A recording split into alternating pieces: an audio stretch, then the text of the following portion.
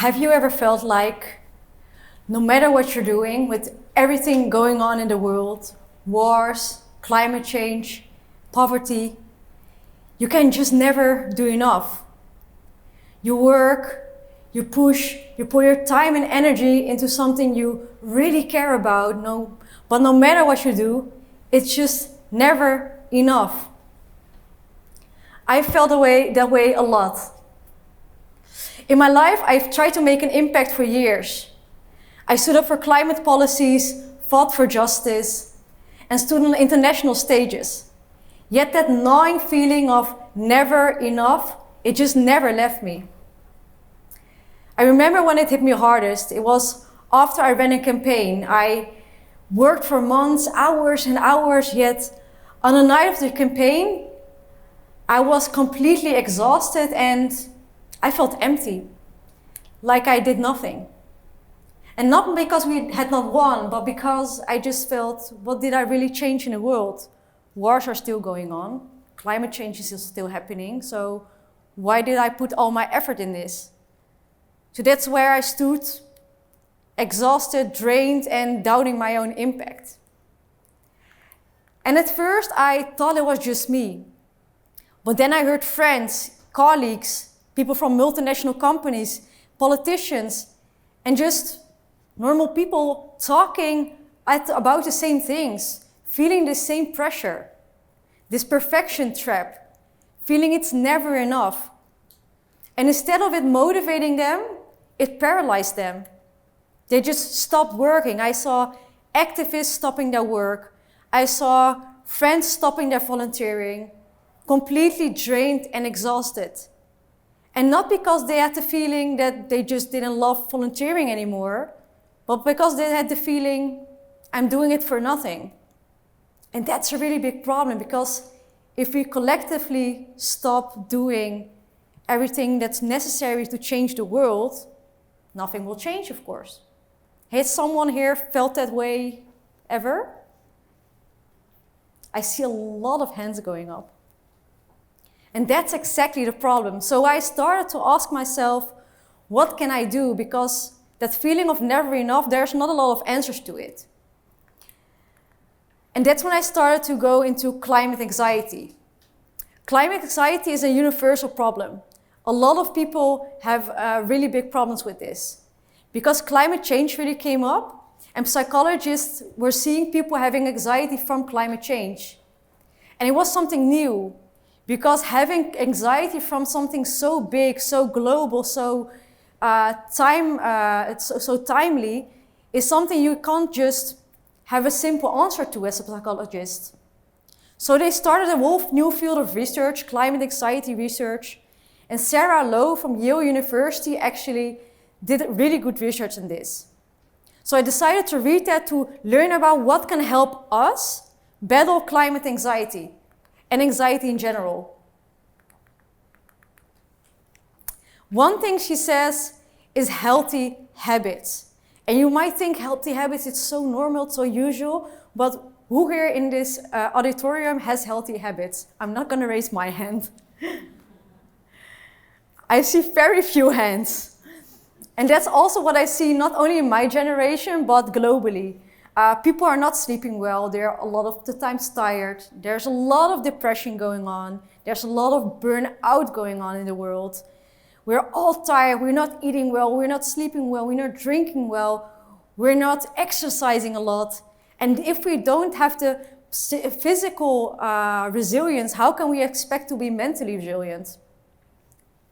So Sarah Lowe says, please have healthy habits. And healthy habits isn't only exercising, it's also seeing your friends, that work-life balance we all lost. And when we look at previous generations, so our parents and grandparents, there was a whole other situation, because they were being valued by their stability. Did they have a stable job? Did they have a stable income? Did they have a stable family? And we're being valued by what we achieve. So we want to do more and more and more, and it's just never enough. And healthy habits also entails your social media habits. Who here is more than 3 hours a day on social media? I even see the cameraman raising his hand. And that's exactly the problem. Because for myself, I stopped checking news outlets.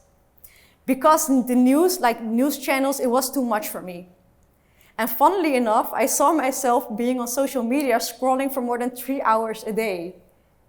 And of course, on social media, we see all the negative news. We see real-life images of people suffering in conflict areas. We see researches about climate change happening. So I derive myself from news outlets for 5 minutes a day and instead replace it with social media for 3 hours a day. And I didn't even notice it. So we have to have healthy social media habits. The second thing is collective action. Sheryl Lowe says collective action is the most important thing to combat anxiety. Why? Because you do not have the feeling of being alone. For a lot of years, for a lot of time, I stood alone in my climate action. I was a climate ambassador and I did a lot of the work myself. And that's very lonely because you have the feeling, okay, I'm alone against the world. And that's of course not the case, but it feels that way and that weighs so heavily on you. So I decided to join a young climate movement in the Netherlands that's also globally active. And that worked so well for me because suddenly I was there with all those peers around me working for the same problems. So we're together fighting against the problem. I wasn't the only one doing something about this. There are so much more people interested in this, worrying about this. And also when we went to major international conferences, for example, the climate conference, the UN climate conference, we went together and we also saw other young people there globally working on the same problems. So I had the feeling we're working on this globally. And that really helped me mentally. But still because I wasn't really solving, I was doing a lot, but I wasn't solving all the problems, I still really endured anxiety. Because still the wars were there and still climate change were there. There were policies being made, but climate change was still happening. So Sheryl Lowe says resilience building is also very important. And for me, actually, I think this was most important because still, even when you're working together with so many people and having more healthy habits, still it's so heavy to see all the things in the world happening right now. Who here worries about what's all happening in the world right now? Can you raise your hands, please? I see almost everyone raising their hands. And that's also, wherever I walk, whoever I speak to, people are worrying about everything happening in the world. And that's something you just can't change because even if you solve climate change, there's still wars happening. And even if you solve the wars, you still have poverty there. So you also have to make a mental shift for yourself. So I also dived into what can help me build resilience. And I found Ikigai. Ikigai is a Japanese concept about resilience building. It's the reason for living. And it gives you an intersection of different things that are really important for you to have a reason for living. And if you have a reason for living, you're on a day-to-day basis doing things that are important for you, that resonate to you, and that make you happy. And that is sustainable. So what does Ikigai say? Ikigai says it's important that you have passion, a mission, a profession, and a vocation. I'll go into these each. So one, what do you love? It's very important to have a job you love. For example, at first, when I went into climate action, I thought I had to be a technician because climate change needs technicians. I'm not good at technical things. I hate technical things. I'm not a fan of reading all those reports. So I was being drained because I was doing what I was not loving, but I thought it was really important, so I had to. That doesn't work. Do something you love, but also something you're really good at. For example, I like singing, I love singing, but I'm really not good at singing. So singing about climate change, for example, I think I'm making nobody happy with that. And it's important that also it's something the world needs, because then you're feeling that you're contributing to the world. And it's not something, for example, I'm saying, okay, I'm gonna make more lights. Yeah, we have a lot of lightning in the world already. But if you say, I'm going to work towards more sustainable energy, that's something we really need, of course. So what does the world need? And lastly, and this was groundbreaking for me, it's what can you be paid for? I did a lot of work where I had my daily job and I did volunteering. I had weeks where I worked 70 to 100 hours a week. And I'm not kidding. That's completely insane. Do not do it. But it's because I had my daily job where I was working and I wanted to make an impact because I couldn't see the world burning. I just couldn't. So I had to make so many hours. And it was never enough, so I made more and more hours. But if you do what you love when you're being paid, that's just amazing. So for example, for me right now, I'm doing something I love, advocacy. I've heard I'm pretty good at doing advocacy. I'm doing it for a nature organization, which is good for the world. And I'm being paid for it. So I'm working 40 hours a week right now, and I can do volunteering, but I don't have to for my feeling. So that's amazing. And then there was something I also learned a lot about, that is Stoicism. Because next to all these amazing concepts, I still sometimes had this feeling of, but still I want to do a little bit more, and that was still like pulling at me. And so for Stoicism says, but focus on what you can influence, not what you want to influence. Because I had this feeling that everything was so big. So, for example, I was looking at all those wars and I was thinking, that's so bad and I want to solve it all. But I can't solve all those wars. That's not what I can influence. What I can do is, for example, donate. What I can do is speak out. What I can do is join a movement. And that's where I can influence. And the rest is just a waste of time. I've worried about the problems maybe for 80% of the time and did something about it for 20%.